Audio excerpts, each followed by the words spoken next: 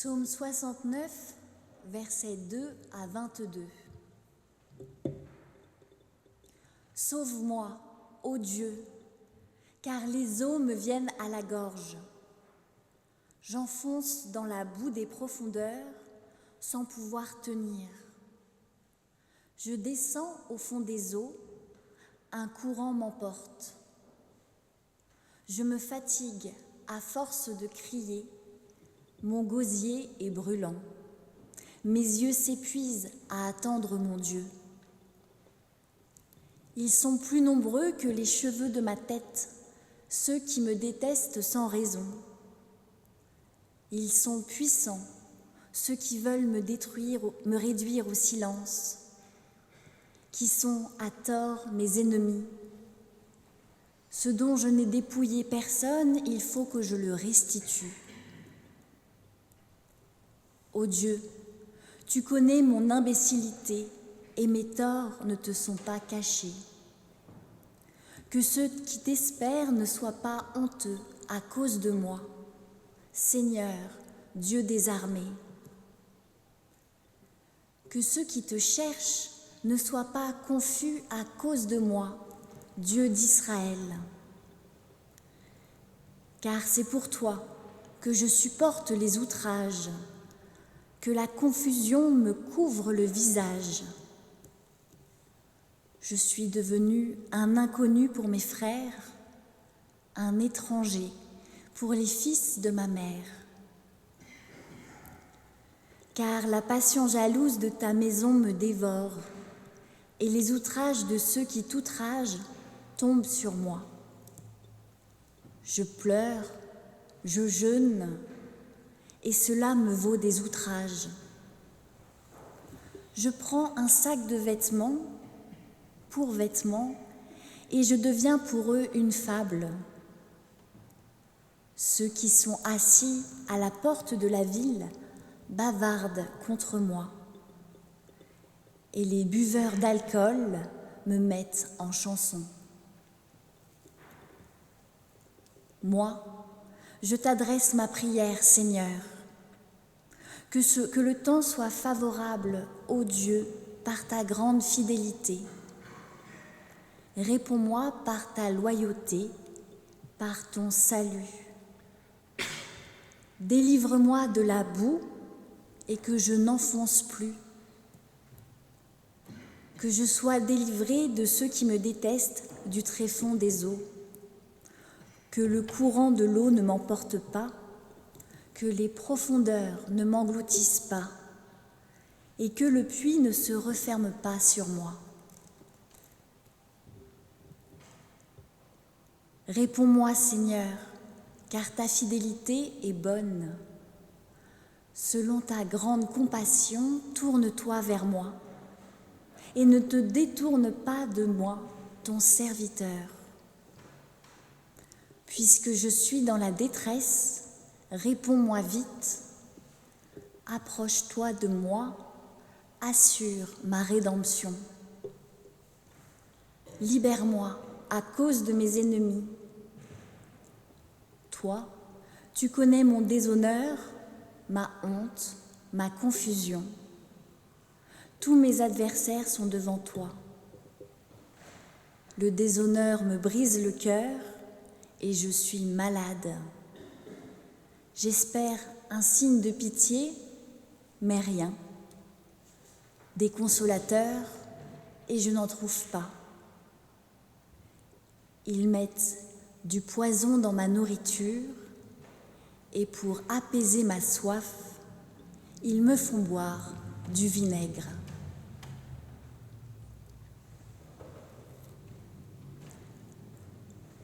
Soyez les bienvenus pour ce vendredi saint. Soyez les bienvenus pour écouter la parole dans l'évangile de Jean, avec en toile de fond le début de ce psaume 69 que nous venons d'entendre. Soyez les bienvenus pour un temps de prière, de recueillement, de chant. La grâce et la paix vous sont données une nouvelle fois ce soir de la part de Dieu, de Jésus le crucifié et de l'Esprit Saint. Amen.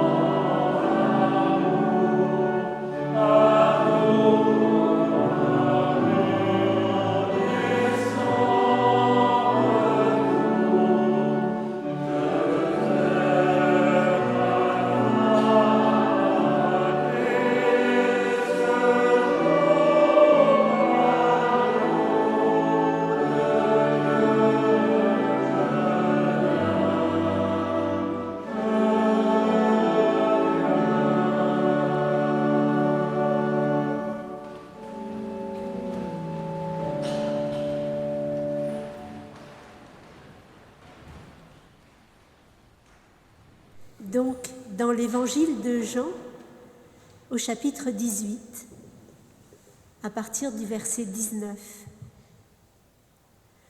le grand prêtre interrogea Jésus sur ses disciples et sur son enseignement. Jésus lui répondit : « Moi, j'ai parlé ouvertement au monde. J'ai toujours enseigné dans la synagogue et dans le temple, là où tous les Juifs se rassemblent, et je n'ai rien dit en secret. Pourquoi m'interroges-tu ? Ce dont j'ai parlé, demande-le à ceux qui m'ont entendu. Ils savent bien, eux, ce que moi j'ai dit. » À ces mots, un des gardes qui était là donna une gifle à Jésus en disant : « Est-ce ainsi que tu réponds au grand prêtre ? » Jésus lui répondit : « Si j'ai mal parlé, prouve-le. Et si j'ai bien parlé, pourquoi me bats-tu ? » Alors, le grand prêtre Anne l'envoya lié à Caïphe, le grand prêtre. « Si j'ai mal parlé, prouve-le. Et si j'ai bien parlé, pourquoi me bats-tu ? » Oui, pourquoi ai-je battu cet homme ? Il ne disait que la vérité, je le savais. Tout le monde le savait. Il ne s'est jamais caché, ses propos ne se sont pas modifiés avec le temps, ni avec le succès qu'il rencontrait. Il est resté droit, honnête. Une lumière l'habitait de l'intérieur et il la transmettait autour de lui. Mon Dieu, je crois que c'est cette droiture, cette honnêteté, cette lumière qui m'ont rendu violent. Il n'y avait rien à répondre et ces paroles de vérité simple m'ont blessée. Alors j'ai frappé. J'ai eu mal parce que j'ai compris que mon institution ne cherchait qu'à garder son influence sur le peuple au lieu de le guider vers toi. J'ai eu mal parce que j'ai consacré ma vie à protéger des hommes qui mentent ouvertement et agissent en secret sans éprouver une once de culpabilité. J'ai eu mal car je me suis rendu compte que je n'étais pas du côté de la vérité. Alors, j'ai frappé. J'ai frappé pour faire taire cette voix qui me condamnait. Ô mon Dieu, aie pitié de moi. Réponds-moi, Seigneur, car ta fidélité est bonne. Selon ta grande compassion, tourne-toi vers moi et ne te détourne pas de moi, ton serviteur. Puisque je suis dans la détresse, que mes ténèbres m'encerclent et me font tomber dans l'abîme, réponds-moi vite. Approche-toi de moi, assure ma rédemption. Que la lumière de Jésus, celle qui, je le sais, venait de toi, chasse ma noirceur intérieure et m'habite à mon tour.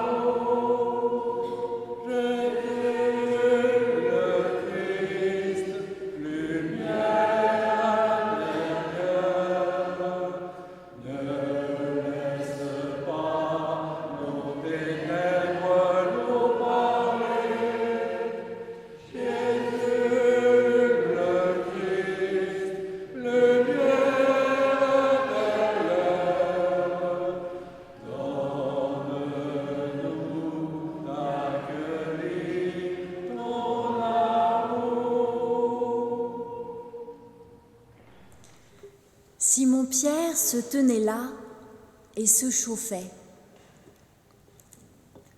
On lui dit : « N'es-tu pas, toi aussi, l'un de ses disciples ?» Il le nia en disant : « Je ne le suis pas. » Un des esclaves du grand prêtre, qui était parent de celui à qui Pierre avait tranché l'oreille, dit : « Ne t'ai-je pas vu, moi, dans le jardin avec lui ?» Pierre le nia encore. Et aussitôt, un coq chanta. Seigneur, moi qui me croyais aussi fort que le roc, je me découvre friable et peureux. Moi qui croyais mériter une place de choix à tes côtés, je me rends compte à présent que je ne mérite même pas d'être appelé ton ami. Moi qui croyais te suivre jusque dans la mort, je t'ai abandonné au premier sursaut de mon cœur. J'ai eu peur pour ma vie. J'ai eu peur du jugement des autres, peur d'être dans le camp des perdants. Et ce faisant, j'ai tout perdu. Ô Dieu, tu connais mon imbécilité, et même dans cette nuit obscure, mes torts ne te sont pas cachés.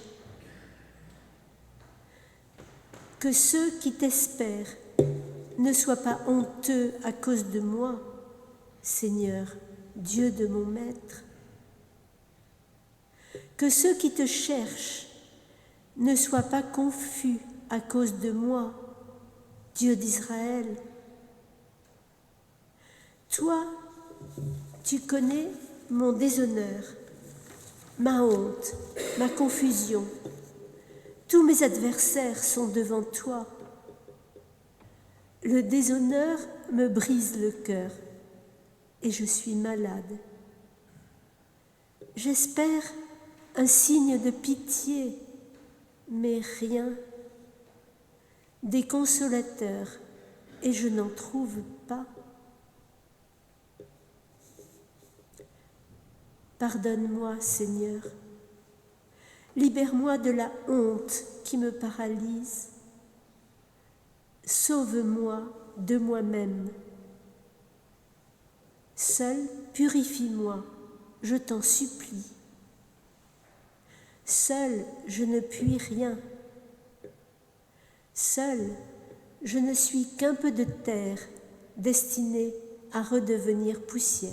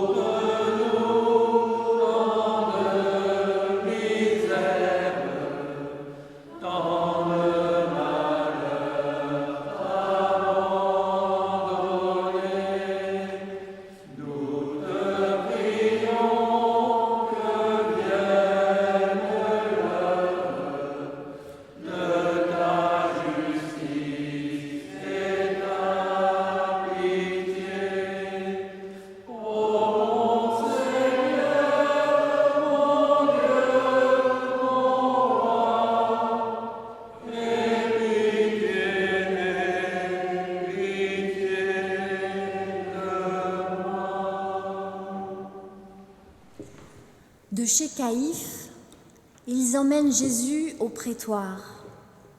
C'était le matin. Ils n'entrèrent pas eux-mêmes dans le prétoire afin de ne pas se souiller et de pouvoir manger la Pâque. Pilate sortit vers eux et leur dit : « Quelle accusation portez-vous contre cet homme ? » Ils lui répondirent : « Si cet individu n'était pas malfaisant, nous ne te l'aurions pas livré. » Pilate leur dit donc : « Prenez-le vous-même et jugez-le selon votre loi. » Les Juifs lui dirent : « Il ne nous est pas permis de tuer quelqu'un. » Cela, afin que s'accomplisse la parole que Jésus avait dite, pour signifier de quelle mort il allait mourir.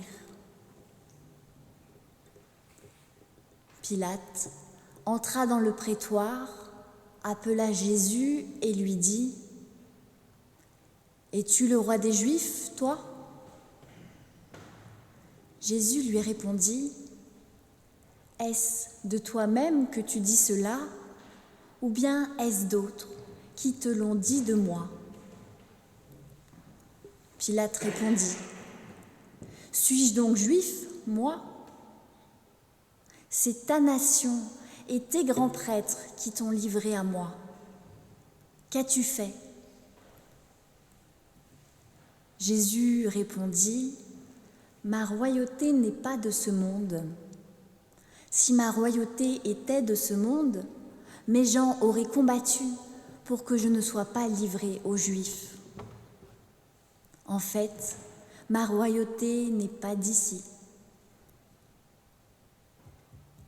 Pilate lui dit : « Toi, es-tu donc roi ? » Jésus répondit : « C'est toi qui dis que je suis roi. Moi, si je suis né et si je suis venu dans le monde, c'est pour rendre témoignage à la vérité.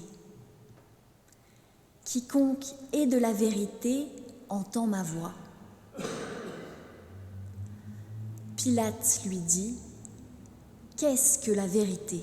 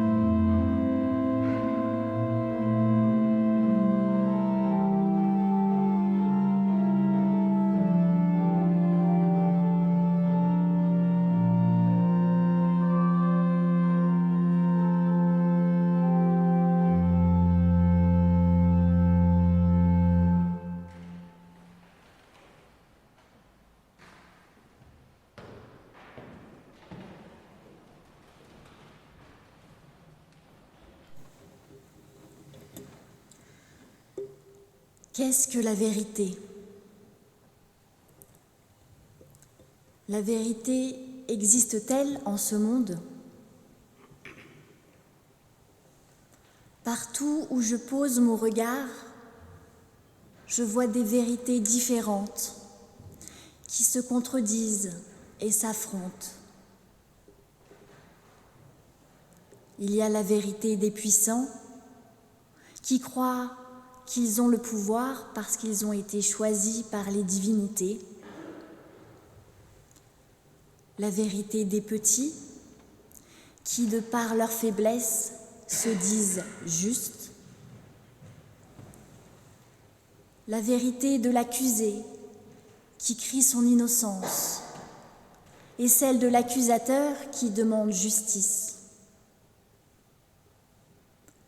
Et quand tout cela revient à mes oreilles et que je dois trancher, je crée une autre vérité, celle de l'Empire, de la loi. En ce monde, la vérité n'existe pas. Les forts imposent leur vision aux autres. Voilà la vérité de ce monde.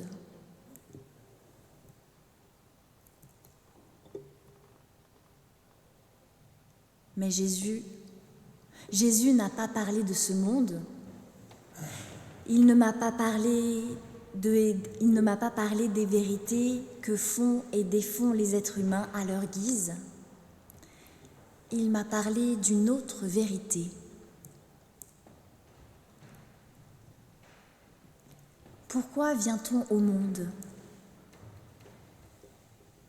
La plupart des gens ne trouvent jamais la réponse et au bout d'un moment, lassés, ils arrêtent de chercher. D'autres sont persuadés qu'ils ont une mission à accomplir, qu'ils ont été envoyés par leur Dieu pour faire passer un message. Ce qui semble être le cas de ce Jésus. Si je suis né et que je suis venu dans le monde, c'est pour rendre témoignage à la vérité, m'a-t-il dit. Rendre témoignage. Alors que lorsque je l'interroge, il ne dit rien, il reste vague et imprécis. Ce n'est pas de cette façon que l'on témoigne en faveur d'une quelconque vérité.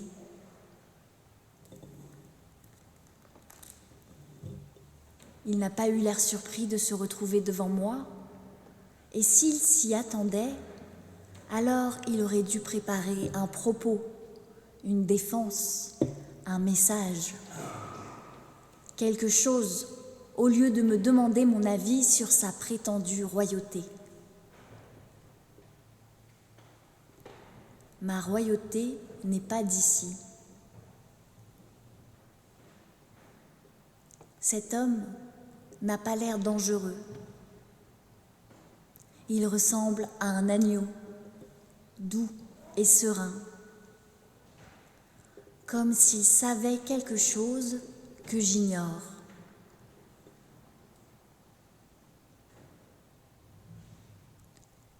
Cette histoire ne fait pour moi aucun sens, et je ne comprends pas ce que l'on attend de moi. Vais-je prendre la bonne décision ?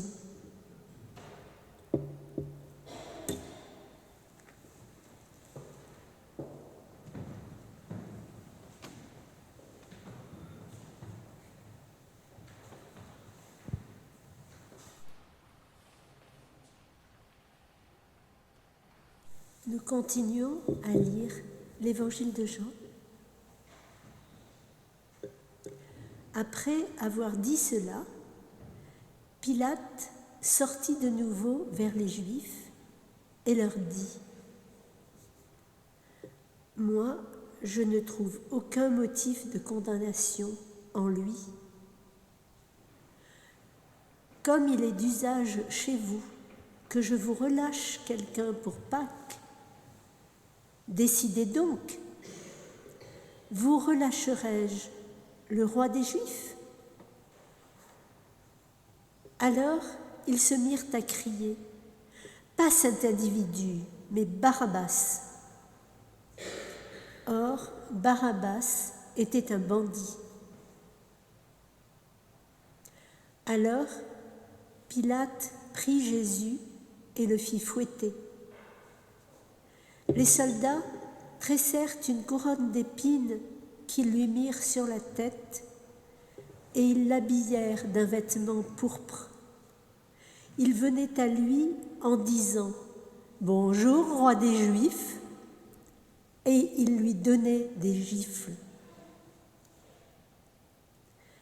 Pilate sortit de nouveau et dit aux Juifs « Je vous l'amène dehors pour que vous sachiez que je ne trouve en lui aucun motif de condamnation. » Jésus sortit donc, portant la couronne d'épines et le vêtement de pourpre. Et Pilate leur dit « Voici l'homme. » Lorsque les grands prêtres et les gardes le virent, ils crièrent « Crucifie-le, crucifie-le !» Pilate leur dit « Prenez-le vous-même et crucifiez-le, car moi, je ne trouve pas de motif de condamnation en lui. » Les Juifs lui répondirent « Nous avons une loi, et selon cette loi, il doit mourir parce qu'il s'est fait fils de Dieu. » Quand Pilate entendit cette parole, sa crainte augmenta. Il rentra dans le prétoire et dit à Jésus « D'où es-tu, toi ?» Mais Jésus ne lui donna pas de réponse. Pilate lui dit alors « Tu ne me parles pas à moi ?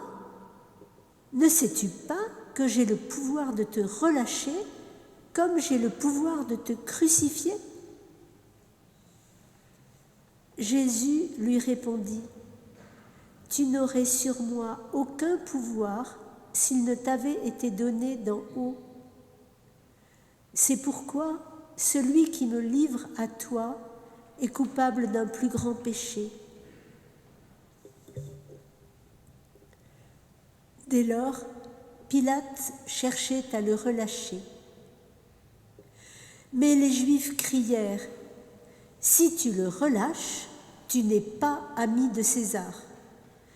Quiconque se fait roi se déclare contre César. »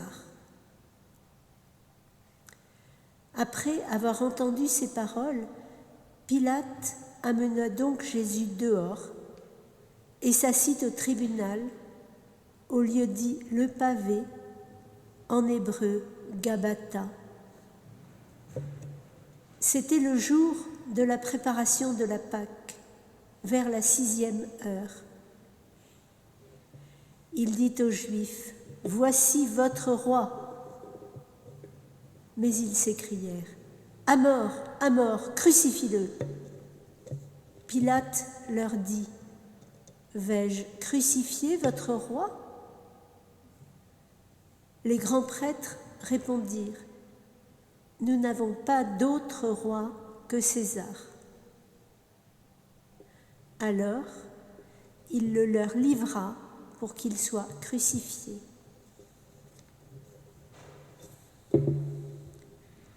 Jacques, je te laisse la suite.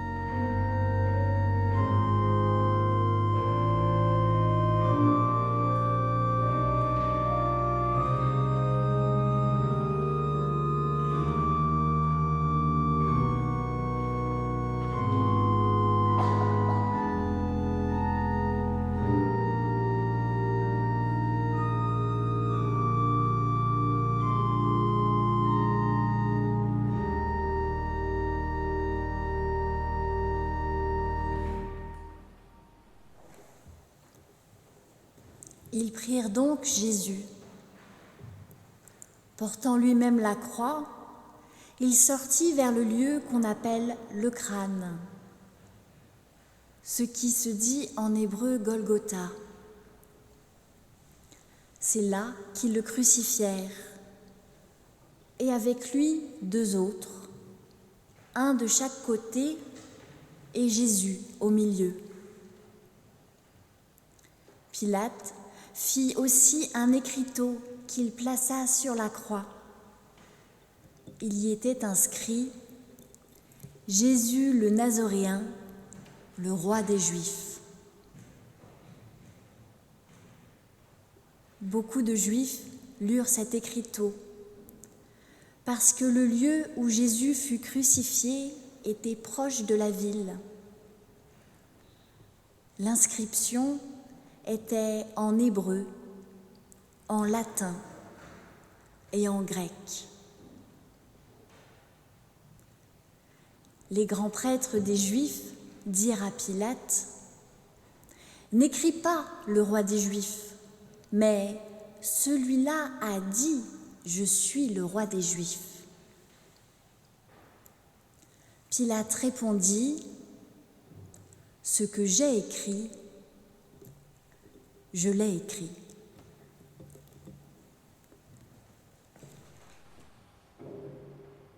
Ô Dieu, ai-je bien fait d'écouter cet homme?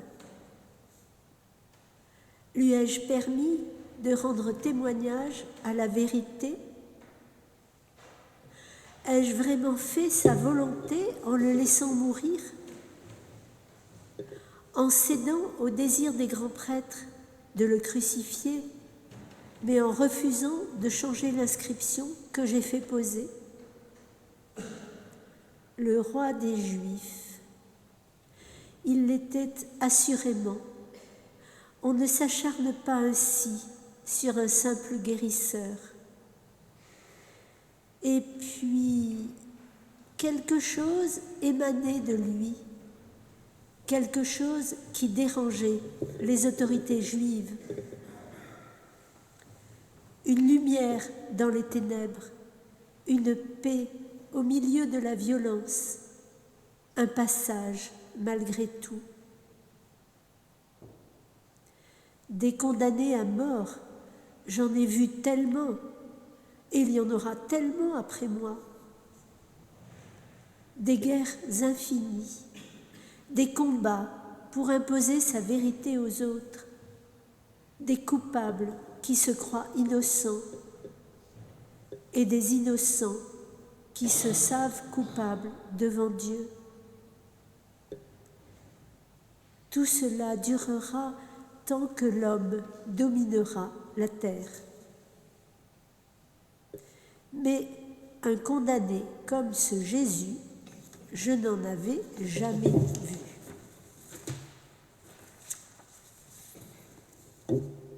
Ô Dieu, comment savoir si l'on prend la bonne décision? À quel moment s'agit-il de lâcheté ou de courage? À quel moment doit-on s'opposer ou laisser faire? Comment savoir qui est véritablement coupable? Comment juger avec justice alors que nous ne sommes que des humains? Cette décision doit-elle vraiment nous revenir?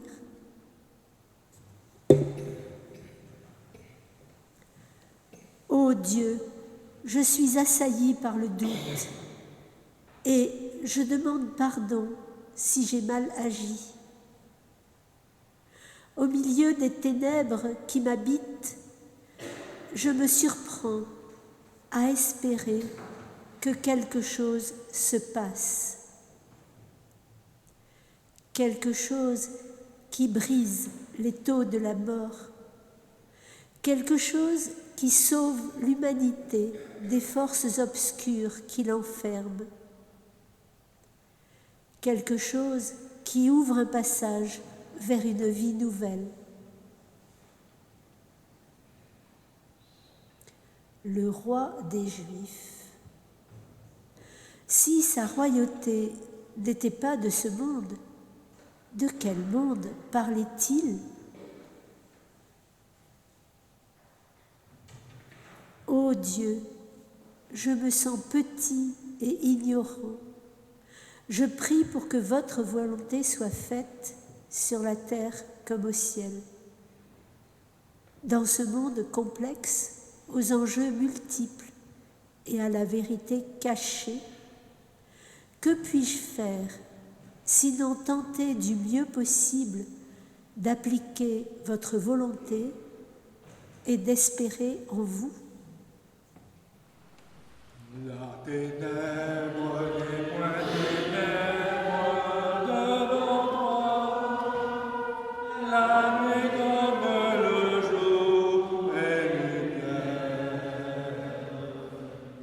La ténèbre n'est point ténèbre devant toi, la nuit comme le jour est lumière. La ténèbre n'est point ténèbre devant toi, la nuit comme le jour est lumière.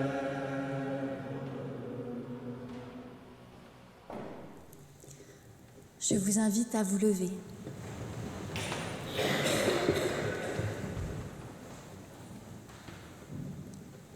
Auprès de la croix de Jésus se tenaient sa mère et la sœur de sa mère, Marie, femme de Clopas, et Marie-Madeleine. Jésus, voyant sa mère et, près d'elle, le disciple qu'il aimait, dit à sa mère : « Femme, voici ton fils. » Puis, il dit aux disciples : « Voici ta mère. » Et dès cette heure-là, le disciple l'a pris chez lui. Après cela, pour que l'écriture soit accomplie, Jésus, sachant déjà que tout était achevé, dit : « J'ai soif. » Il y avait là un récipient plein de vin aigre. On fixa une tige d'hysope, une éponge imbibée de vin aigre, et on l'approcha de sa bouche. Quand il eut pris le vin aigre, Jésus dit : « Tout est achevé. » Puis, il baissa la tête et rendit l'esprit.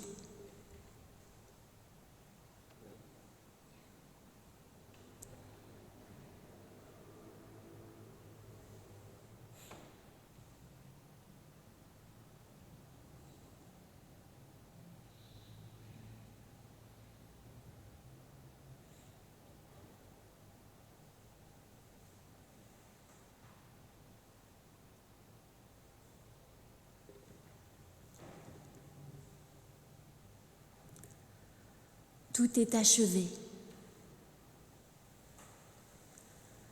La paix de Dieu, qui surpasse toute intelligence, garde vos cœurs et vos pensées en Jésus-Christ. Amen.